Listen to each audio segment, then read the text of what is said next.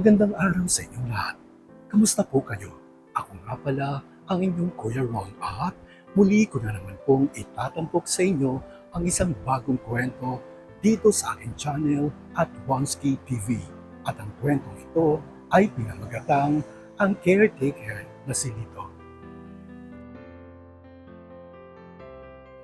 Narito na at ihahatid kong muli sa inyo ang isa na namang panibagong kwento na pinamagatang ang caretaker na si Lito.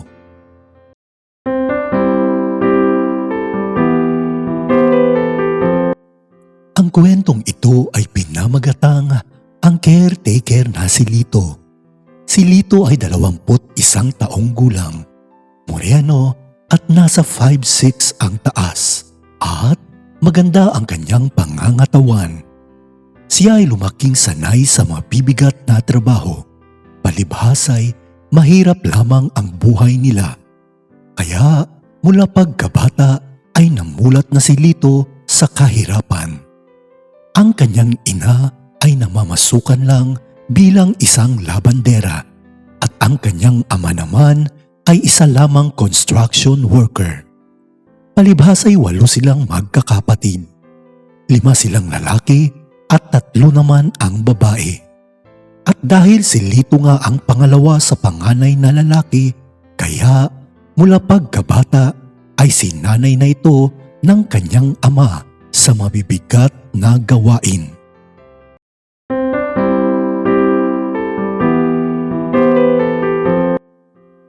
Hanggang sa lumaki at nagbinata si Lito, kaya sanay na sanay nga ito. Dahilan upang mahubog at naging maskulado ang kanyang pangangatawan. Marami rin naman ang naging karanasan ni Lito sa mga babae at kahit na sa mga bakla. Lalo paat ang unang naging karanasan niya sa pakikipagtalik ay sa isang kapwa niya lalaki. Noong siya ay 18 taong gulang pa lamang. Ang karanasang iyon ay ang nagmulat sa kanya sa realidad sa buhay at nagpatuloy nga ito hanggang siya ay tumanda. Isang araw sa kanyang pag-uwi, galing sa kanyang trabaho ay mayroong isang lalaki na sunod ng sunod sa kanya. Hindi nito tinigilan si Lito, palibhasay malakas nga ang apil nito at dahil na rin sa maskuladong katawan niya. Kaya naman, habang naglalakad ito pauwi ng bahay at mag-aalas 5 na nga ng hapon, ay may biglang tumigil na isang kotse sa kanyang harapan.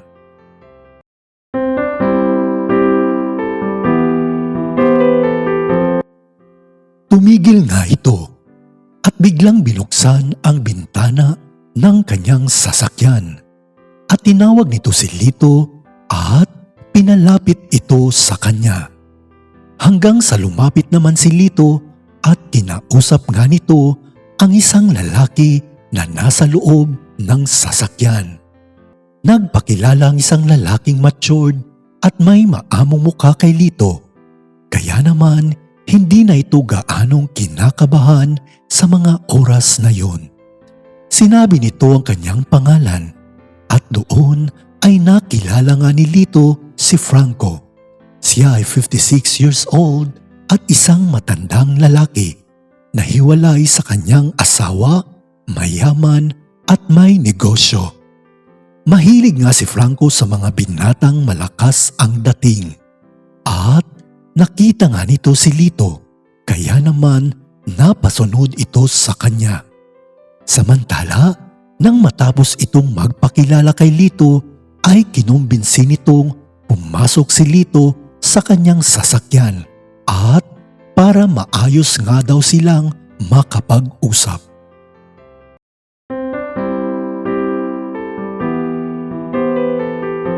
Dahil maayos at mukhang mapagkakatiwalaan nga nitong si Franco, kaya nakumbinsi si Lito na pumasok nga sa loob ng kanyang sasakyan. Nasa loob na nga ng sasakyan si Lito at nagpatuloy naman sila sa kanilang pag-uusap.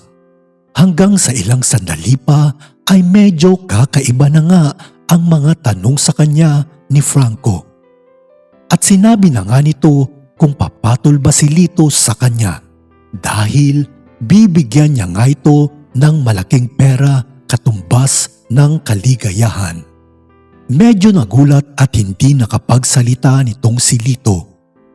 Nang mga oras na yon ay medyo naaakit nga itong si Lito, lalo paat nang marinig niya na bibigyan siya nito ng malaking pera. Dahil sa kahirapan ay kailangan nga niya ito. At hindi naman siya pinipilit ni Franco at sinabi pa nga nito na kung ayaw nga niya ay pwede naman siyang bumaba sa kanyang sasakyan at di nga niya ito pipilitin pa.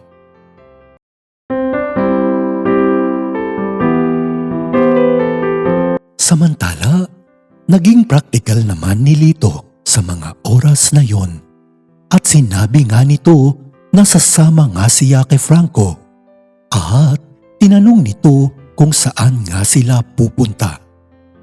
Dahil nga sa kapusukan ni Lito, kaya sumama ito at pumunta na nga sila sa bahay ni Franco. Nakarating na nga sila sa bahay nito at doon nakita ni Lito ang maganda at malaking bahay niya, kaya namangha nga siya.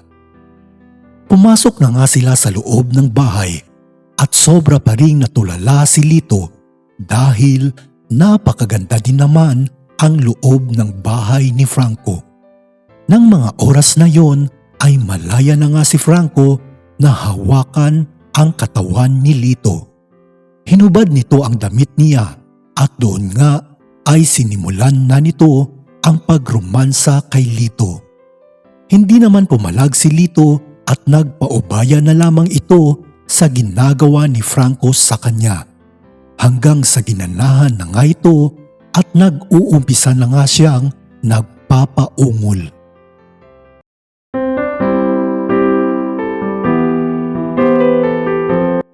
Hindi naman inasahan ni Lito ang mga kakaibang hagod na ginagawa sa kanya ni Franco na para bang sobrang expert nito pagdating sa pakikipagtalik. Halos napabuntong hininga na lamang niya at napapakagat din ito sa kanyang labi at sobrang higpit naman ng kanyang pagkakahawak sa katawan ni Franco. Di naman halos tumigil ni Franco sa mga oras na yon na para bang sobrang tagal na nitong hindi nakipagtalik at ibinuhos nga niya lahat kay Lito. Samantala, sobrang nag-enjoy naman ng dalawa sa mga oras na yon na tila ba'y hindi na sila naiilang sa isa't isa at si Franco naman ay masayang masaya na nakilala nito si Lito. Pagkatapos noon ay nasundan pa at halos ginawa na ni Franco si Lito bilang tagapagbigay ng ligaya sa kanya sa tuwing kailangan nito ng tawag ng laman.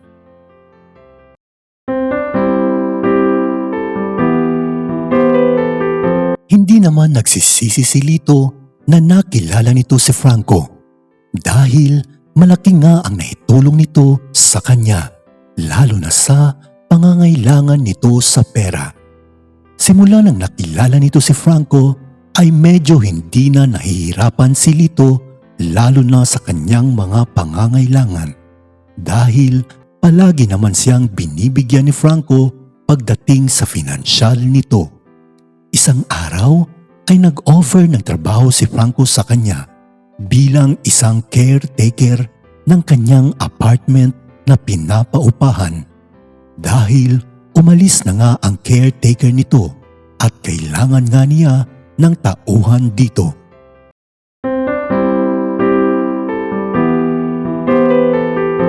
Hindi naman ito tinanggihan ni Lito at tinanggap nga niya ito bilang caretaker ng kanyang apartment. Kaya naman nag-umpisa agad ito kinabukasan. Itinuro ni Franco kung ano ang kanyang gagawin bilang isang caretaker. Hindi naman mahirap para kay Lito ang trabaho Kaya naman iniwan na ito ni Franco at umalis na nga siya.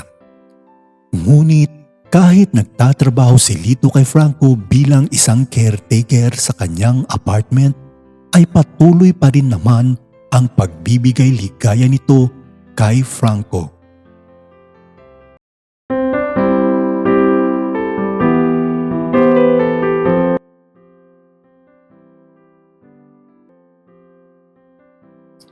At dito may nagtatapos ang unang kabanata ng ating kwento na pinamagatang Ang Caretaker na si Lito.